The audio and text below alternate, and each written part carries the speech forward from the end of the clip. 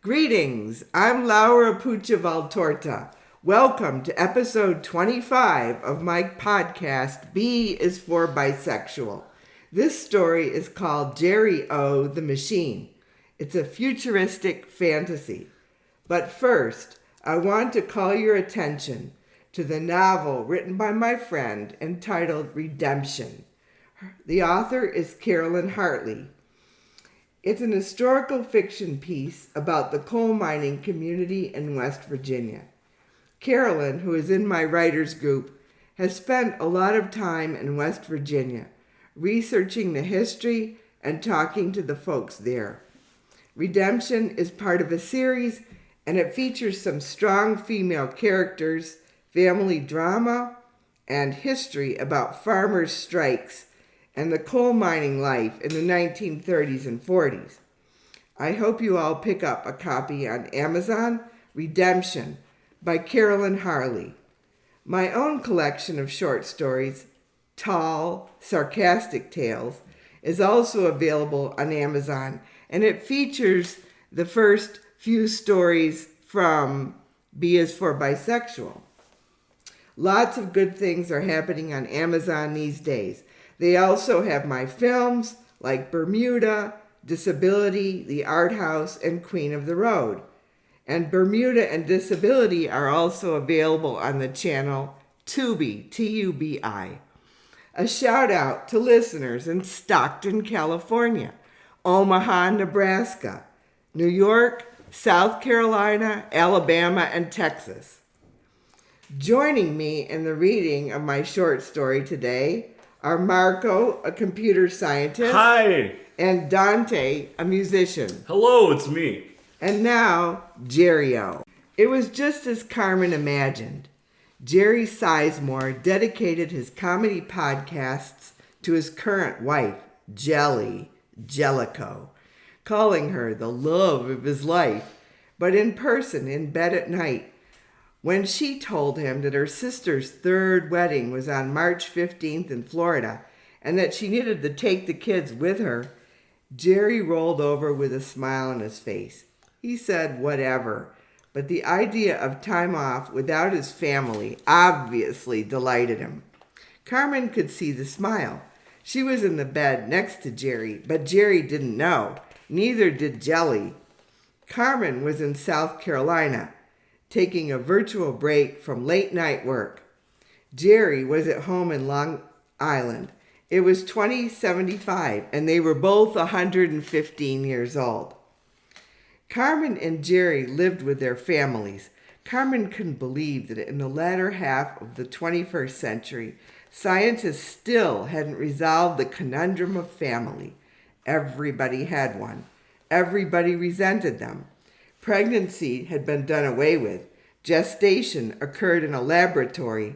So why were people forced to live in a smelly group home for 100 years, growing tall, battling puberty, with parents who never understood one another or the children, or what people really wanted, which according to Carmen was to spy on strangers' lives? In the partial list of What Do We Want?, the great goddess, the writer Margaret Atwood, had listed in an essay in Burning Questions, we want the cloak of invisibility so we can snoop on other people without being seen. We want to be as gods. Carmen agreed with that assessment, so the transport room left to her by her mentor, attorney Judith Littman, was well used, once a day at least, around 3 p.m. It was a secret invention by the 5-foot-tall lawyer Littman, unaccepted by the scientific world because they said people needed touch. They said healthy people needed to experience reality in person. Virtual visits and material invasions. Carmen said poop to all that social science. With the transport room, Carmen could spy on people, staying invisible and inaudible. Or, with a turn of the knob, she could appear material in their lives. Her puff of frizzy hair, visible and touchable, her sarcastic voice heard aloud, full of jokes and reproach. So, at first, She spied virtually on the comedian Jerry Sizemore, lay next to him in his bed, but she schemed to meet him in person.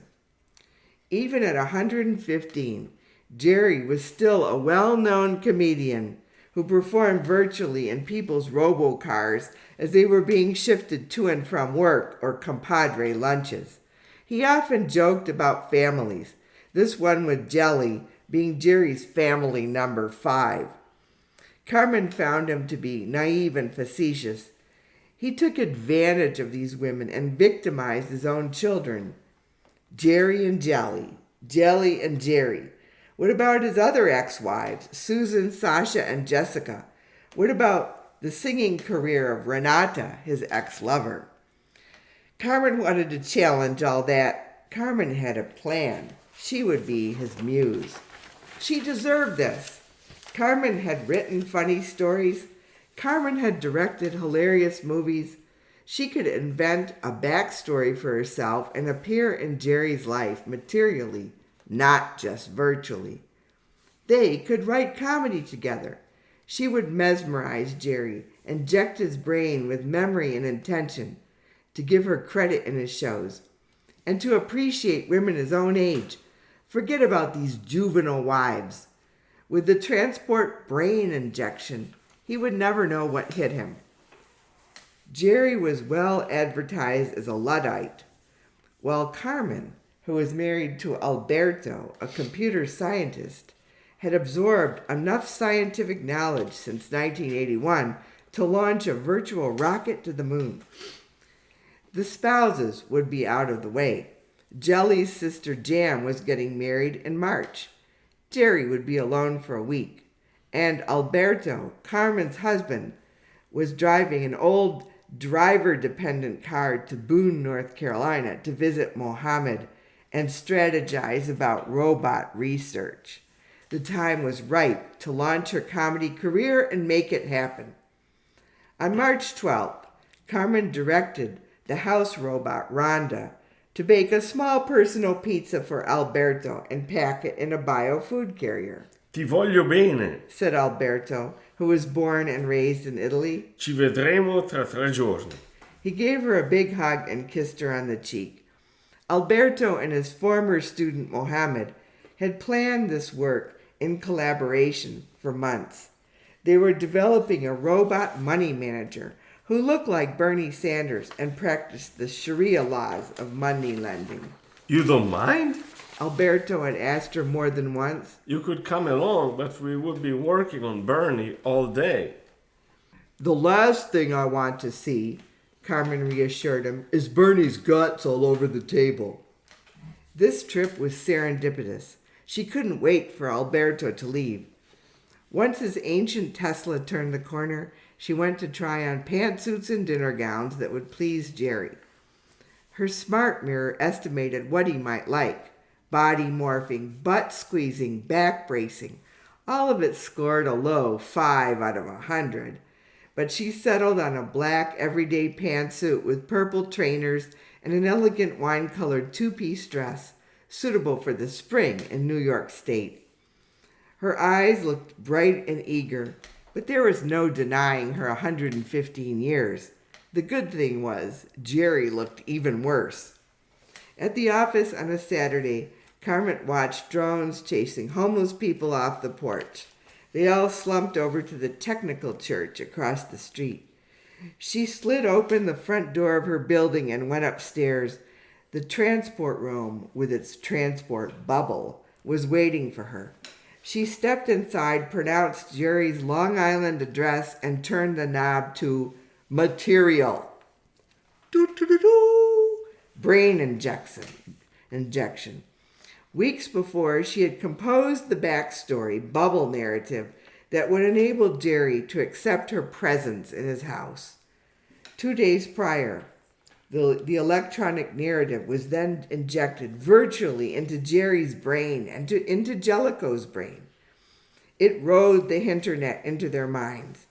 The narrative was the fictional story of a New York film festival none of them had actually attended. According to the narrative, Carmen had won the contest for Best Feature Film. Jerry and Jelly had loved her film characters. They had all agreed after the awards ceremony for her to visit his house and collaborate on writing his next virtual stand-up tour. They would write his jokes together. Carmen would be credited in his virtual comedy show and get paid. The brain injection was a red carpet of false memories, agreements, and introductions that Jerry and his wife would hopefully accept as true. Carmen rubbed her hands together. This all might work, or not. The transport room was ready. Carmen initiated the painful transport portion of the journey by saying the word lift off to the bubble. She closed her eyes, and to take her mind off the x-rays burning and pulling at her body, she recited her list of 5 basic ideas for Jerry's jokes. Number 1, my chi exercises. Do your own thing. Number 2, the best Jewish grandma in the world is an endocrinologist. Number 3, let's make fun of the Irish. Number 4, 3rd grade, a virtual reality horror show. And number 5, squeeze me and please me, wavering between weight loss and weight gain tablets. She had 1,000,000 of them. This was lucky because the transport from South Carolina to Long Island took an unendurable 5 minutes. She finally opened her eyes in the Sizemore's guest bedroom, the vial of acceptance serum in a packet by her side, along with an old-fashioned short-needle syringe. Carmen had invented the serum herself by crushing some old antihypertensive drugs and mixing them with a couple of special mushrooms she grew inside an old biodegradable cooler. She might need this if Jerry hated her jokes. Her power to convince people had never been all that strong. The Sizemore's guest bedroom was yellow and frilly, and it had several windows looking out onto Jerry's antique car museum. There was a large skylight with blinds pressed between 2 panes of glass and 3 remote controls laid out on the table. In her previous visits as an invisible spy, she had never ventured into this room. Lunch! A woman's voice shouted from down the stairs. Shit, Jelly was still at home. Carmen straightened and stretched her body after the painful journey. She found the stairs and descended into the kitchen. The current children, Journey and Ginny, were already seated at the table, diving into mushroom salad and air-fried potato pancakes. Jelly, who wore an apron, smiled and seemed to recognize Carmen. "Have a seat," she said, and handed Carmen a plate. The brain injection had worked. The mushroom salad, which was vinegary and delicious, contained 5 different types of mushrooms. Carmen, who was born gender-oppressed in 1958, was beginning to worry she'd be expected to cook for the next 3 days when she saw the chef robot in the corner withdrawing the pancakes from the fryer. "Tastes so good," she told Jelly with her mouth full. "It's my recipe," said Jelly, jabbing an index finger into her chest. The way Jelly said this, so proud of a mixture of salt, vinegar, lemon juice, oil, and mushrooms from an upscale farmer's market, put Jelly's narcissism on display.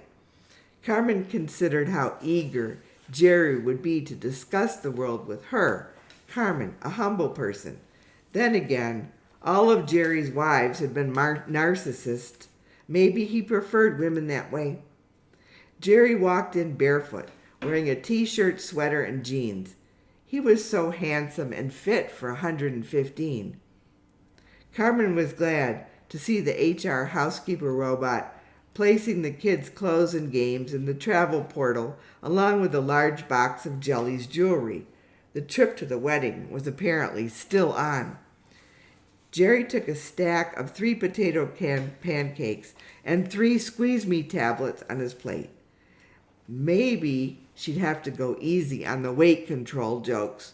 Mentally, she replaced the diet story with fun at the Pentagon petting zoo. The Sizemores kept a succession of cats to entertain their succession of children. Maybe they liked animals. Journey and Ginny who said very little, finished eating and hugged Jerry goodbye. "Get some work done," said Jelly. "Earn some money." She herded the sullen children downstairs. Carmen was surprised to see that the family did not travel by personal chopper. Once upon a time, the Sizemores would have had the money. But that was a long time ago, and Jerry had 15 children. "Journey is looking so tall and pretty," said Carmen once the family had left. "He's transitioning," said Jerry, frowning. "I really wanted him to stay a boy." Carmen did not know how to respond. If Jerry had felt closer to her, she would have said, "Support Journey in her journey." But she was unsure how intimate the brain injection had made her in Jerry's life. Were they friends? Sex partners? "I really enjoyed the New York Film Festival," said Carmen. Jerry smiled. "As usual, I did too," he said.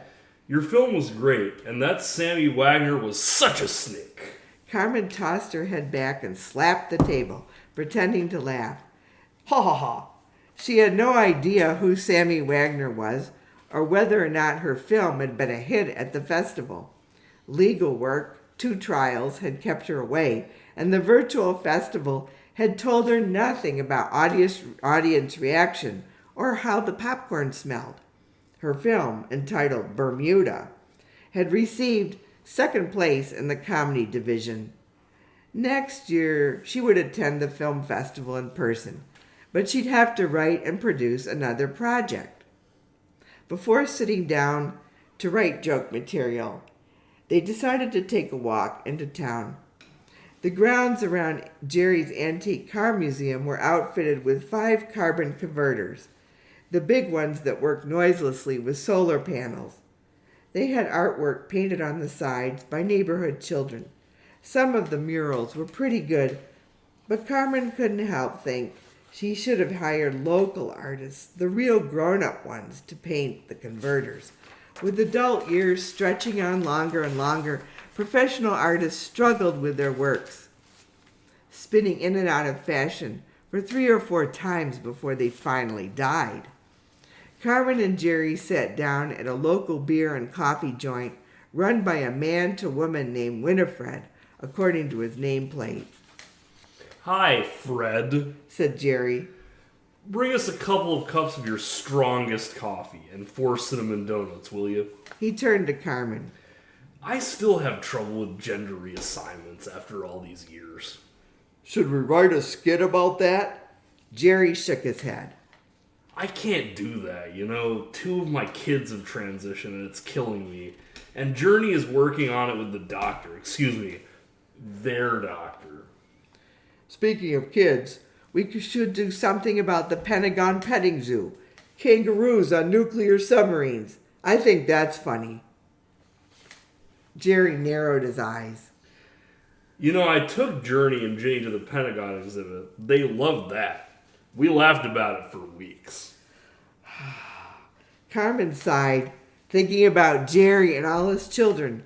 It was boring and unfunny to think about Jerry as a dad. In the earlier, funnier years, he had always been so against marriage. Marriage was a downer. She was glad she had only married once and stopped at 2 children. As the donuts and coffee arrived, Jerry dumped out a couple of squeeze-me tablets. What we really should flesh out is your skit about yo-yo dieting. Please me. Squeeze me. We talked about that all day at the festival. Good old Jerry remained unabashed about making fun of himself and his peccadillos. Raising children and marriage was just a side gig. Carmen wished she had bodily attended the festival and could remember it. It sounded like fun. They worked on the Please Me, Squeeze Me skit and constructed the entire joke at the coffee shop, including notes. Back at Jerry's house, Carmen began at the top of her joke list. "My cheese," she said. "Let's do that one now." We planned that one out already. He reminded her. The butt-slapping routine, dancing to Ludacris. Did we choreograph it? Carmen asked. Yeah, don't you remember? Not really, said Carmen. Huh. Colander brain. Let me remind you. One of the things I liked most about you at the festival was how fast you worked. The skits came bing, bing, bing. If I didn't like an idea, I would just toss it out immediately. That bubble narrative description of herself stated, always ready to rumble. The writing of this description of herself had taken 5 minutes, but becoming the perfect Carmen she had constructed was not so easy. Back at the Sizemore house, Carmen pretended she was old friends with Jerry. I changed to a different person, one-on-one, she elbowed Jerry in the ribs. There's the film festival Carmen and the house guest Carmen, 2 different people. Jerry stared at her with his close together eyes.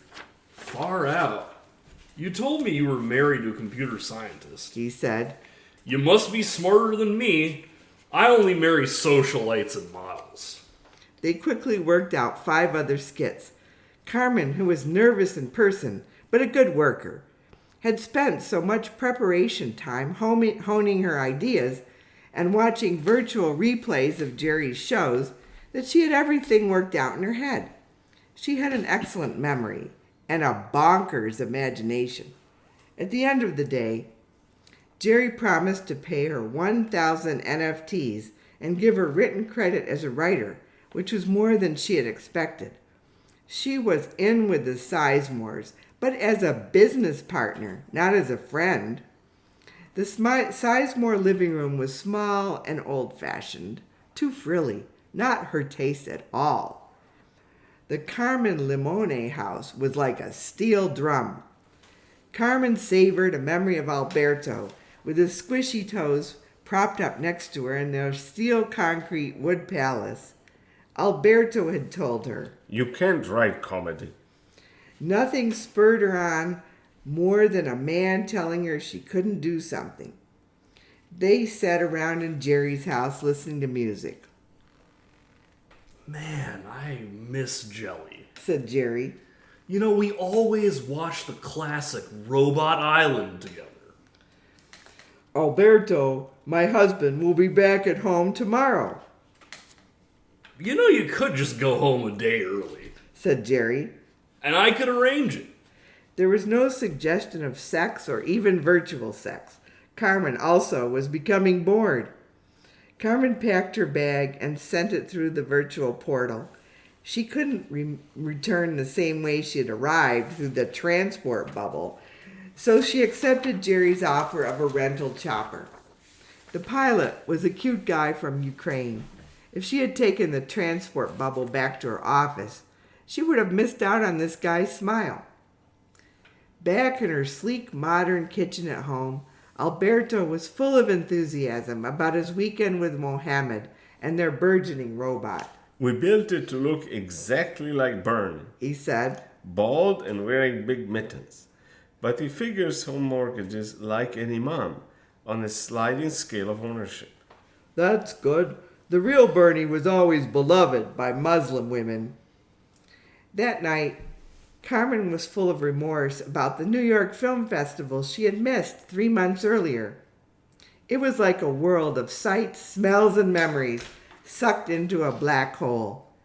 The next year, she'd have to go, and that would have to do.